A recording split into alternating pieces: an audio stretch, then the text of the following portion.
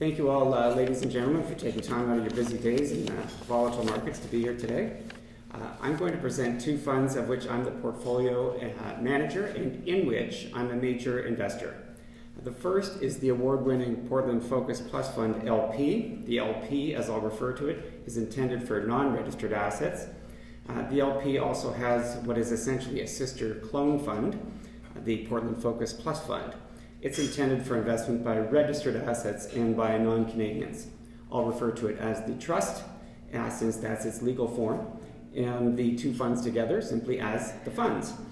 This presentation and the fact sheets for the funds are on Portland USB sticks that have been placed in the boxes on your tables. These next two slides address a good question that I've been asked. What makes your fund different, and why is that important? So these are some of the key differences. Focused investing. To my knowledge, these funds are the most focused funds in terms of average percentage of net assets invested per holding of anywhere in the world. That's important because that's how wealth is created. Owning a focused portfolio of high-quality businesses in large percentage weights. The funds also have the ability to short sell, but to date I've kept them long only. That enables the funds to harness the long-term compounding positive performance of equities. That's been key to driving their superior long-term performance. Speaking of performance, the LP's track record is among the best of all alternative strategies funds. I'm very pleased it's been multi-award winning. And for example, its 5-year compound annual return to January 31st, 2020 is over 20%. Because of the LP's equity orientation and its use of leverage, it has had several bouts of volatility, drawdowns, declines of 10% or more in its 7.5-year history, 4 such periods. That means that investors in the funds must have a genuinely long-term orientation. So 5 years or more is what I ask of investors, and the emotional control to at least hold during periods of volatility, if not to actually add more. A little bit about the investments held in the fund. They're all large capitalization common equities, so $10 billion and up in float market cap. You would know all the names held in the funds. In fact, the weighted average market cap of the fund's investments is over $70 billion, 70. That's important because it means that our investment process is repeatable and scalable. We have the capacity to increase assets under management without affecting our investment performance, and I hope today's presentation will help achieve that. The funds also have lower than typical fees. Their performance fee of 10% above their lifetime high water mark is half of that charged by many alternative strategies funds. The funds also have several series for larger investors with even lower fees, including one series with no management fee at all. Our commitment to low fees and expenses helps drive the fund's superior performance. In addition, the funds have no lockup or notice periods. That's the benefit of being a large cap investor. You or your clients may invest or redeem at any month end without notice. I also believe that the funds are the industry leaders in transparency. Everything that you need to do your due diligence is readily available on Portland's website, including the offering memorandum, the fund briefs that is in the brochure, updated within a week or so after every month end, every set of financial statements since the LP's inception, and detailed annual letters. And in fact, this financial statements and annual letter for 2019 were posted yesterday to our web pages. Finally, but perhaps the most important differentiation is investment by the portfolio manager. I have major skin in the game, with a lot of my net worth invested in these funds, in the same fund series as are publicly available. That means that my interests are truly, fully aligned with yours and your clients. The LPs also use leverage. I should really rename this slide LP equity weight, since that's what it is. The jagged line shows the LP's total equities divided by its net assets for every month end since the LP was first invested 7 years ago. The horizontal line, the orange one, shows that the average has been 153% invested. So for every dollar of net assets, on average, I've borrowed 53 cents through margin borrowings. Anything over 100%, of course, is financed with margin borrowings. The use of a variable discretionary amount of leverage has certainly been an important factor in driving the LP's strong performance. For me, though, the real story of this slide is that I took the LP from its peak leverage in its history of 270% invested in December 2018 at the market low then. So that's what you want to be, high leverage at the low. You want to be low leverage at the high. So we took it from 270% invested in December 2018 to 60% only invested by about September, and I've been rolling 40% T-bills for the last several months. That was a frustrating few months as the S&P melted up to new highs, but as it's corrected in the last couple of weeks, you could say, in the words of McDonald's, I'm loving it. Speaking again of performance, this slide shows the LP's rolling compound 5-year return. For the 28 months that it's had a 5-year return, it's ranged between about 12% and 23% per annum, and most of the time it's been in the range of 15% to 18% per annum. So anyone who's been invested in the LP for at least 5 years has enjoyed a very positive experience. This is the familiar mountain chart, which shows the LP's cumulative performance since inception, the green line at the top, versus both the S&P 500 index in US dollars, the middle line, and the S&P TSX, the bottom line. We show the S&P 500 in US dollars since the LP generally hedges its US dollar exposure by using US dollar margin loans to finance its US equity purchases. As you can see, since inception, the LP has more than tripled. One series has more than quadrupled.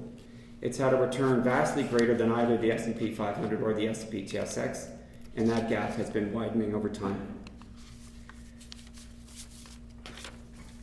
This slide shows the performance of the trust since its inception in March of 2016. It's been a much shorter period, but a similar story as for the LP. Some of the performance details of the LP.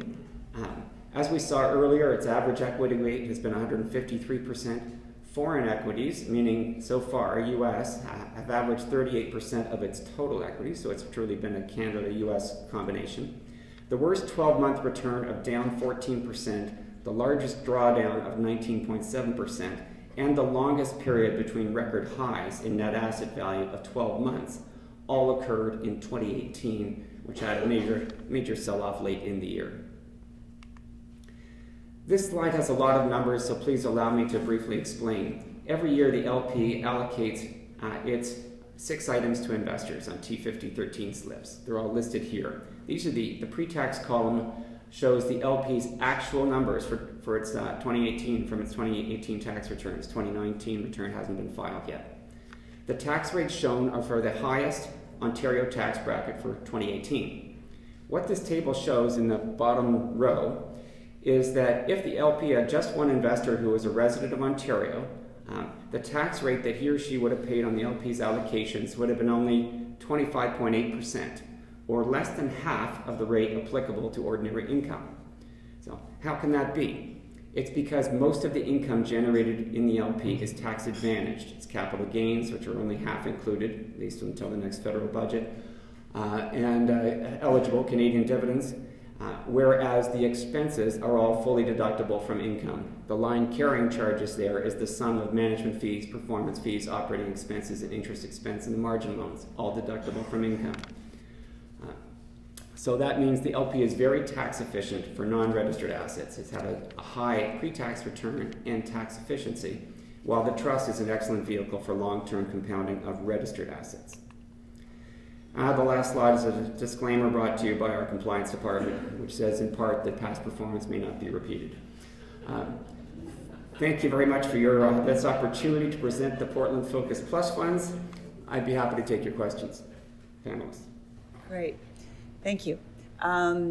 You're largely unrestricted to go anywhere for large cap stocks.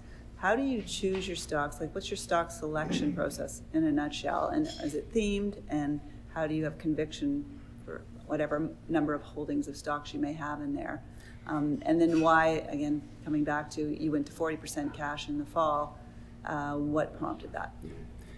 First of all, I've never owned more than 10 companies in the fund, so that's a self-imposed discipline that if I were to have that many businesses and got a new idea, to sell something to fund it, so opportunity cost. We model ourselves after Berkshire Hathaway. They've long talked about how they have 3 piles for their investments: in, out, and too hard. So I do that as well. In means it's large cap, it's high quality, it's financially strong, it's run by competent, honest management, and it's in industries that are, it's a good business, it generates free cash. So those are all ins, and then it's a question of drilling down in each of those businesses to do the valuation work, and I'll come back to that. Out means businesses that don't meet those criteria. They're small cap, they're poorly financed, bad management, whatever. Not interested. And then the too hard pile could be something that's superficially meets the good criteria, but it's too hard to predict, or for me at least. A biotech company, for example. So I don't spend time on those.